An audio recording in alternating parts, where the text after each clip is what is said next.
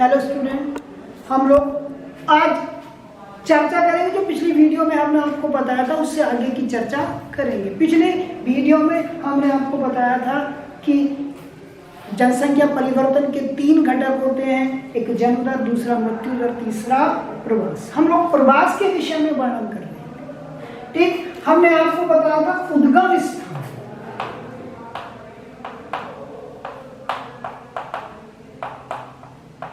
एक हमने आपको बताया था गंतव्य स्थान। ठीक, मैंने आपको ये बताया था कि जिस स्थान को छोड़ के जाती है वो उद्गम स्थान कहलाता है और जिस स्थान पे जाती है वो गंतव्य स्थान कहलाता है। हम लोग चर्चा कर रहे थे अप्रवास।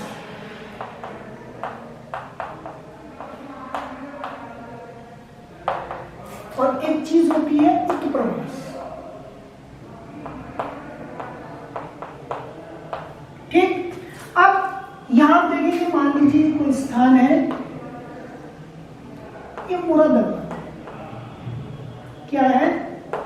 मुरादाबाद। ये कोई स्थान है, ये दिल्ली है, आप समझ लीजिए।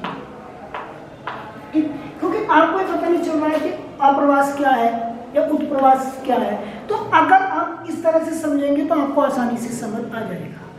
ये 2 स्थान है। अब यहां से जनसंख्या यहां जा रही है, मुरादाबाद से दिल्ली जा रही है, तो ये क्या हो गया? ये प्रवास हो गया। ठीक, और मुरादाबाद से आपका दिल्ली गई, तो ये मैंने आपको बताया था कि उद्गम स्थान ये दिल्ली क्या हो गया?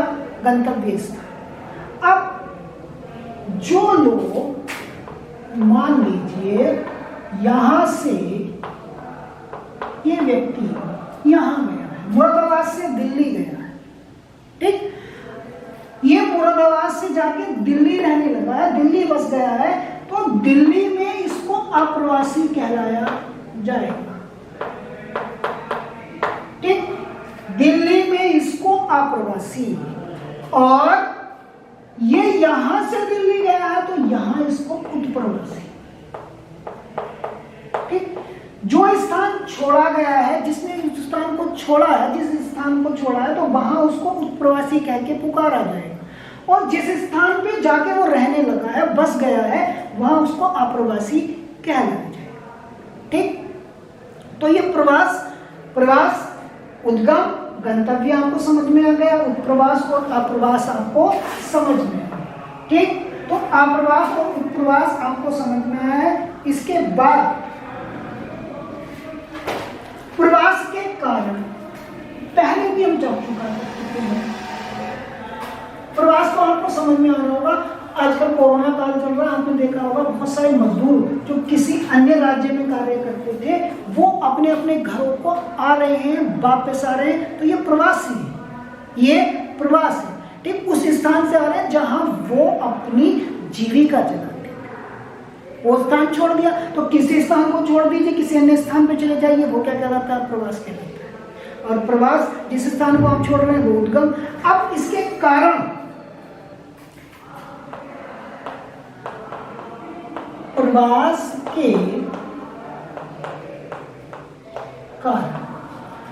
प्रवास के कारण मैंने कई बार आपसे चर्चा की है। एक होता है प्रतिकर्ष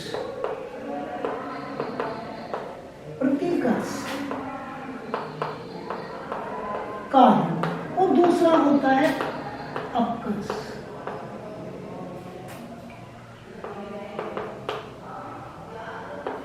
अपकर्ष कारण।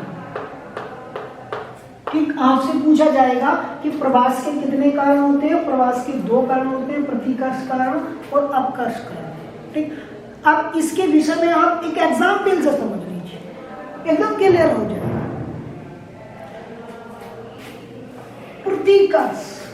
प्रतिकर्ष क्या होता है? मजबूरी। जब कोई व्यक्ति प्रवास करे किसी मजबूरी के कारण, वो प्रतिकर्ष कहलाता है। जैसे कोई देवी आपदा, कोई महामारी, और इससे अच्छा एग्जाम्पल आपको नहीं मिलेगा समझने के लिए। महामारी का नाम आते ही मुझे समझ में आ गया। अब चल रहा है कोरोना। कोरोना भी एक महामारी महामारी है। कोरोना भी एक महामारी है। मान लीजिए आपके गांव में या आपके आस पड़ोस में कुछ लोग आज से पहले, ठीक, कहीं बाहर दिल्ली, मुंबई या अन्य किसी स्थान पे कार्य करते थे, लेकिन आज वो आपको अपने पास, अपने गांव में नजर आ रहे हैं। आज वो मुंबई से आपके गांव आ गए हैं। तो इसका कारण क्या है? इसका कारण प्रवास है। और प्रवास का कौन सा कारण है? प्रतिकर्ष कारण है, मजबूरी के कारण। कौन सी मजबूरी थी?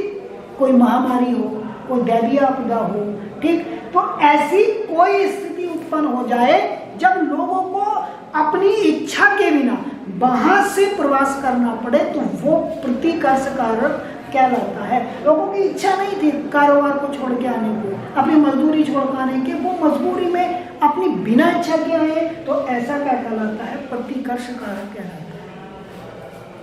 अब अपकर्ष कारक भी है। अपकर्ष आकर्षित करें, ठीक, उसको अपनी ओर खींचे, तो वो अपकर्ष अपनी मर्जी से चाहे, वो आपका अपकर्ष कारक कहलाता है। किताब में मैं कुछ कारक आपको पढ़ के स्पष्ट कर देता हूँ, आप लोग एक दो एग्जाम्पल के रूप में यहाँ लिख लेंगे। प्रतिकर्ष कारक बेरोजगारी, रहने सहने की निम्न दशाएं, राजनीतिक उपद्रव, प्राकृतिक जलवायु, प्राकृतिक विपदाएं, महामारियां और सामाजिक आर्थिक पिछड़ेपन जैसे उद्गम स्थान को कर आकर्षित बनाते हैं। यानी जहां वो रहते हैं वहां उनको आकर्षण नहीं रहता और उसको वो छोड़कर कहीं और चले जाते हैं। तो कोई प्रतिकर्ष के हम लोग कुछ कारण यहाँ पे लिख रहे हैं। एक तो लिख देंगे असुरक्षा, बेरोजगारी,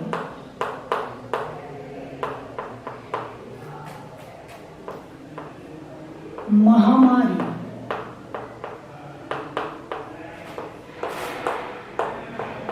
दैवीय आपदा। लिख सकते हैं। आपसे एक दो कारक पूछ सकता है कि प्रवास का कोई दो प्रतिकर्ष कारक लिखिए, तो हम लोग 4 यहाँ पे लिख रहे हैं। ऐसे ही कुछ अपकर्ष कारक भी हम लोगों को समझा रहे हैं, जैसे काम के बेहतर अवसर और रहन सहन की अच्छी दशा। इसको उल्टा कर देंगे, वहां निम्न ज्यादा अवसर नहीं थे, यहाँ अधिक अवसर। काम के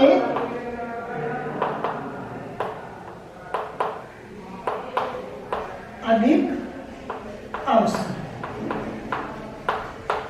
शांति एवं सुरक्षा। यहाँ असुरक्षा थी, यहाँ पे सुरक्षा कर दी।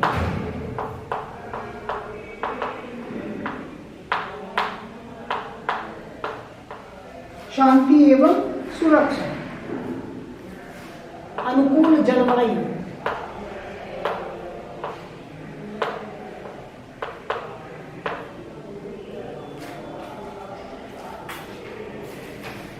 जैसे कारकों को हम अपकर्ष कारकों की श्रेणी में रखते हैं। यहाँ निम्न स्तर, यहाँ बेरोजगारी थी, यहाँ रोजगार के अवसर है, ठीक। यहाँ पर रहने सहने का निम्न स्तर था, यहाँ पे उच्च स्तर है। यहाँ भौगोलिक दशाएं ऐसी थी कि हमारे रहने के अनुकूल नहीं थी, यहाँ पे अनुकूल भौगोलिक दशाएं, अनुकूल जलवायु है। तो अपकर्ष और प्रतिकर्ष दोनों प्रकार के कारणों पर चर्चा की जा चुकी है। अब आगे टॉपिक आपको समझना है कि जनसंख्या वृद्धि की प्रवृत्ति।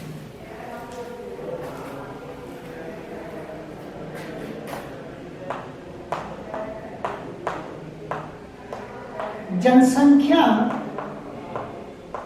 वृद्धि की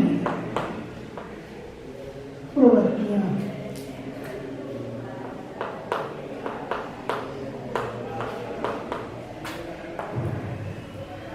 जनसंख्या वृद्धि की प्रवृत्तियां, आप जानते हैं कि जनसंख्या तेजी से बढ़ रही है, जनसंख्या बहुत तेजी के साथ बढ़ रही है और विशेषकर जो अविकसित राष्ट्र हैं, जो विकासशील राष्ट्र हैं, उनकी जनसंख्या ज्यादा तेजी से बढ़ रही है। जनसंख्या, मैं स्पष्ट कर देना चाहता हूं कि जनसंख्या 600 करोड़ से अधिक है। आज विश्व की जनसंख्या 600 करोड़ से अधिक है। इसका मतलब 6 अरब से अधिक के आंकड़े को पार कर चुकी है। इस आकार तक पहुंचने में जनसंख्या को 2 शताब्दियां लगी हैं। कितनी शताब्दियां लगी हैं? 2। मतलब एक शताब्दी 100 वर्ष की अवधि होती है, तो इसका मतलब 200 वर्ष लगे हैं आज की स्थिति में पहुंचने में। लेकिन विश्व की जनसंख्या धीरे धीरे बढ़ी है। विगत 100 वर्षों के दौरान जनसंख्या में बहुत तेजी से यानी आश्चर्यजनक वृद्धि हुई है। जनसंख्या तो पहले से बढ़ रही है, लेकिन पिछले 100 वर्षों में जो वृद्धि हुई है वो बहुत तेजी के साथ हुई है। आश्चर्यचकित कर देने वाले वृद्धि हुई है। यहां आपको एक चित्र के माध्यम से, रेखा चित्र के माध्यम से जनसंख्या में होने वाली वृद्धि को दिखाया गया है। एक आंकड़ा, एक दंड आरेख, एक पैमाना बना हुआ है जिसपे लिखा हुआ विश्व जनसंख्या में प्रति 1 अरब तक बढ़ने में लगे वर्षों की संख्या। ठीक, सबसे नीचे यहां को दिखाया गया है 1 अरब। क्या दिखाया गया है? 1 अरब की जनसंख्या 1830 एक आंकड़ा दिया गया है। उसके बाद 2 अरब होने में जनसंख्या 1 अरब से 2 अरब होने में 1930 तक का समय लगा। कितना समय लगा? 100 वर्ष का समय। आपको स्पष्ट हो रहा है इस रेखा चित्र के माध्यम से जो आपकी किताब में दिया गया है कि विश्व की जनसंख्या 1830 ईस्वी में 1 अरब थी, जो 1930 तक कितनी हो गई? 2 अरब। इसका मतलब 100 वर्षों में दोगुनी हो गई। कितनी हो गई? दोगुनी। आगे आपको देखना आंकड़ा उसने दिया है 3 अरब। 3 अरब तक पहुंचते पहुंचते समय लगा 1960। कितने का लगा? 1960। कितना समय लगा आप देख लीजिए। कितना लगा? 30 वर्ष। 30 वर्षों का समय लगा। ठीक, यानी 2 अरब से 3 अरब होने में जनसंख्या को केवल 30 वर्ष लगे। कितने लगे? 30 वर्ष। आगे आपको दिखाया गया है 4 अरब। 4 अरब तक पहुंचने में समय लगा 1975। कितना समय लगा? 15 वर्ष। ठीक, यानी एक दर दिखाई गई है कि जनसंख्या कितनी तेजी के साथ बढ़ रही है। पिछले 100 सालों में बढ़ने की दर इतनी थी और उसके बाद इन 100 सालों में कितनी तेजी के साथ जनसंख्या में वृद्धि होती जा रही है। इसके बाद 5 अरब तक पहुंचने में 1987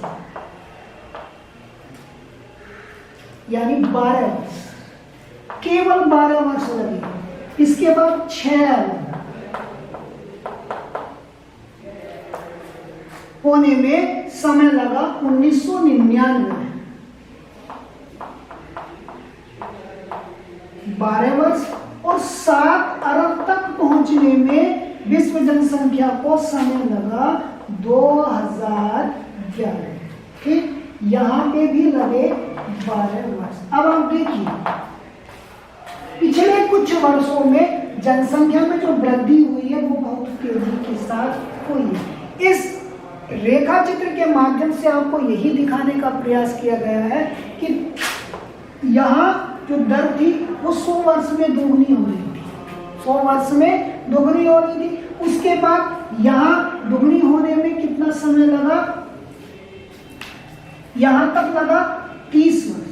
यहाँ 3 के बाद 4 तक लगा 15 वर्ष। और 15 वर्ष के बाद जो 4 से 5 अरब होने में केवल 12 वर्षों का समय लगा। और 5 से 6 अरब जनसंख्या होने में भी 12 वर्ष का समय लगा। और 6 से 7 अरब होने में केवल 12 वर्षों का समय लगा है। तो ये जनसंख्या वृद्धि में तेजी से हो रही जो वृद्धि है उसको प्रदर्शित करने का क्या किया गया है? प्रयास किया गया है। ये आपको समझाया गया है। तो अब आपको इसको ध्यान में रखना है। इसमें आपको दिखाया गया है कि विगत 500 वर्षों में मानव जनसंख्या 10 गुना से अधिक बढ़ गई है। 5 वर्षों में जनसंख्या जो है 10 गुना से ज्यादा बढ़ गई है। अकेले 20वीं शताब्दी में 4 गुना बढ़ी है। 20वीं सदी में जनसंख्या में 4 गुना वृद्धि हुई है, याद रखेंगे। उसके बाद प्रतिवर्ष लगभग 8 करोड़ लोग पहले की जनसंख्या में जुड़ रहे हैं। लगभग हर वर्ष एक आंकड़ा देख के आपको बताया गया है, हर वर्ष 8 करोड़ वृद्धि जनसंख्या में हो रही है। एक वर्ष में वृद्धि दिखाई गई है और 500 वर्षों में 10 गुना बढ़ चुकी है जनसंख्या और अकेले 20वीं शताब्दी में 4 गुना बढ़ चुकी है और हर वर्ष 8 करोड़ लोग जनसंख्या में जुड़ रहे हैं। नीचे एक और आपको टेबल देके दर्शाया गया और उसको ये बताने का प्रयास किया गया कि 10,000 ईसा पूर्व में 50 लाख लोग थे। 10,000 ईसा पूर्व में विश्व जनसंख्या कितनी थी? 50,000। जबकि 1650 ईस्वी में कितनी हो गई? 50 करोड़ हो गई। कितनी हो गई? 50 करोड़ यहाँ दिया गया। 1804 ईस्वी में 100 करोड़ हो गई और 1927 में 200 करोड़, 1974 में 400 करोड़। एक अनुमान ये लगाया गया है कि 2025 तक लगभग 800 करोड़ जनसंख्या हो जाएगी। कितनी हो जाएगी? 800 करोड़ हो जाएगी, यानी 8 अरब के आंकड़े को छू जाएगी विश्व जनसंख्या। ठीक, उसमें टेबल के माध्यम से उसने बताने में ये कहा है कि मात्र 12 वर्ष लगे हैं जनसंख्या को दुगना होने में, जबकि पहले 15 और उससे पहले 100 वर्षों का समय लग रहा। इसका मतलब ये हो गया जनसंख्या वर्तमान समय में बहुत तेजी के साथ बढ़ रही है और जनसंख्या की ये स्थिति क्या कहलाती है? जनसंख्या विस्फोट कहलाती है। जनसंख्या विस्फोट। विस्फोट का मतलब होता है जब जनसंख्या में अचानक बहुत तेजी के साथ वृद्धि होने लगे या जनसंख्या बहुत तेजी से बढ़ जाए तो वो कहलाता है जनसंख्या विस्फोट। क्या कहलाता है? जनसंख्या विस्फोट।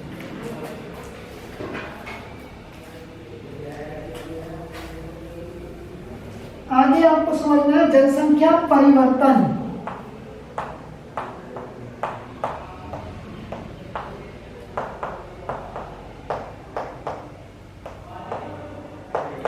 जनसंख्या परिवर्तन के स्थानिक प्रारूप।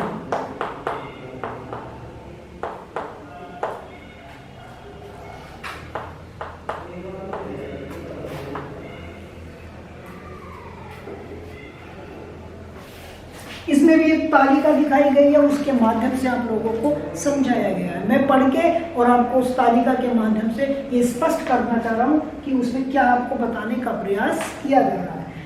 विश्व के विभिन्न भागों में जनसंख्या वृद्धि की तुलना की जा सकती है। संसार के अलग अलग भागों में जनसंख्या में होने वाली वृद्धि की तुलना आप कर सकते हैं, देख सकते हैं कि किस स्थान पर कितनी वृद्धि या किस स्थान पर कितनी कमी हुई है। विकसित देशों में विकासशील देशों की तुलना में जनसंख्या वृद्धि कम है। ये मैं आपको बता चुका हूं कि विकसित देशों में जनसंख्या वृद्धि कम है और विकासशील देशों में जनसंख्या की वृद्धि अधिक है। जनसंख्या वृद्धि और आर्थिक विकास में ऋणात्मक सह संबंध है। आपसे पूछा जा सकता है कि जनसंख्या